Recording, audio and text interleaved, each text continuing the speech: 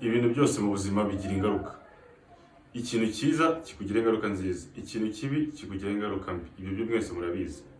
Ku rwego rw'uko niyo ukoze icyaha ugasaba Imana imbabazi, iyo ukoze icyaha iyo wishe nk'umuntu ushobora gusaba Imana imbabazi ikakubabarira, n'umuntu wayikoreye icyaha akakubabarira, ariko ntabwo wikoreye igihano cyo gufungwa nk'imyaka 10 cyangwa ingahe.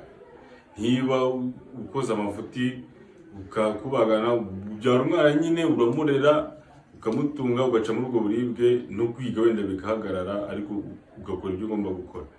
Iyo ukoze ibintu byiza, iyo wiga, iyo spending umwanya wawe ushaka icyaguteza imbere, cyakugirira akamaro, ubona na impact nziza, ingaruka nziza mu gihe kizaza.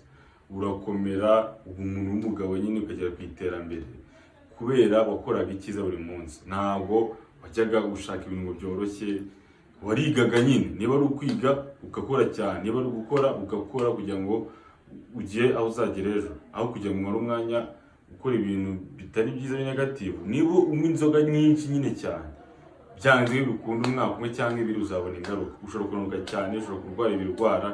Ariko niba ukora wenda siporo, ushobora kuzaba waragiye muri body shape nziza, ushobora kuzaba nyine ufite discipline mu byo ukora kubera ukunda gukora siporo. Rero gerageza gukora ibyiza kuruta ibi ukora, kuko ingaruka zabyo bizakugeraho, wabyanga wabyemera.